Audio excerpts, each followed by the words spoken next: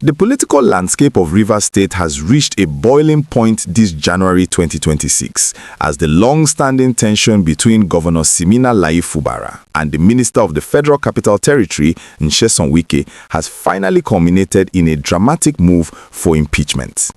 The Rivers State House of Assembly, led by Speaker Martin Amaihule, has officially commenced proceedings against the governor and his deputy, Professor Ngozi Odu, citing a series of actions they describe as gross misconduct and a direct threat to the democratic stability of the state.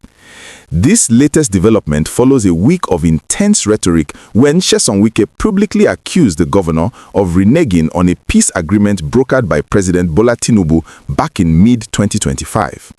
During a recent visit to the state, Wike did not hold back, suggesting that the same political machinery that brought the governor to power is now prepared to hold him accountable for what he perceives as a betrayal of trust. As we look at the specifics of the situation, the lawmakers have presented a notice signed by 26 members of the Assembly detailing several weighty allegations. Chief among these is the governor's failure to present the 2026 appropriation bill to the House, a move the Speaker claims undermines the constitutional authority of the legislature. They have also pointed to the demolition of the Assembly complex and the alleged withholding of funds meant for the Assembly Service Commission and the salaries of legislative staff. The lawmakers have even taken the drastic step of vowing not to consider any further fiscal documents, including the medium-term expenditure framework, until these impeachment proceedings are concluded. It is a high-stakes standoff that has caught the executive arm in what some are calling a political ambush, especially as Governor Fubara was reportedly traveling to consult with the president when the House moved up its timetable to begin the probe. Interestingly, the spokesperson for the Assembly, Enemi George, has insisted that this move is strictly about the law and the Constitution, rather than being a script written by Nyesom Wike. Despite his personal political alignment with the FCT minister, George argued on national television that it is demeaning to suggest the legislature cannot act on its own initiative when constitutional lines are crossed. He described the governor as a recidivist in terms of legal violations, suggesting that previous political interventions have only provided temporary relief without fixing the underlying issues of governance and financial transparency. This has created a significant rift, not just between the two leaders, but within the political parties themselves. The Rivers State chapter of the All Progressives Congress has actually come out to reject the impeachment move, calling it unnecessary and potentially damaging to the state's development, even though the governor recently defected to their party to seek a fresh political platform.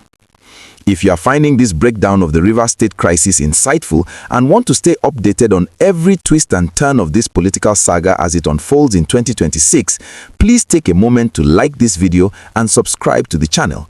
Your support helps us continue bringing you the most detailed and accurate reports on the issues that matter most to our nation.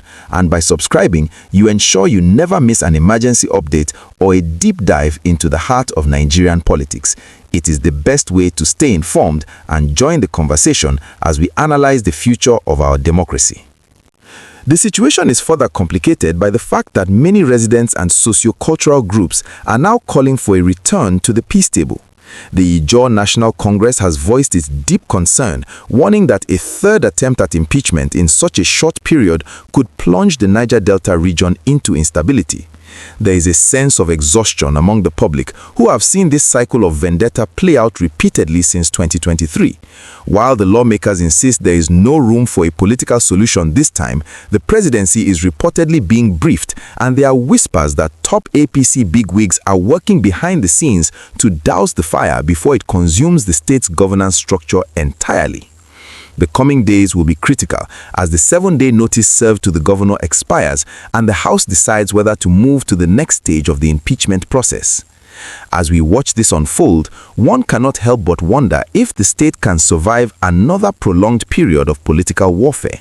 The struggle for control over the political structure in Rivers has shifted from the PDP to the APC, yet the players and the grievances remain largely the same.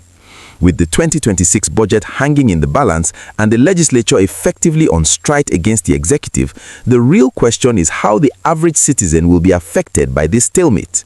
Will there be another federal intervention, or will the legal process be allowed to run its full and perhaps final course? It is a defining moment for the rule of law and political loyalty in Nigeria's oil-rich heartbeat. Before we go, I want to hear from you. Do you think the House of Assembly is right to pursue impeachment over the budget delay, or do you believe this is simply an extension of the feud between the former governor and his successor?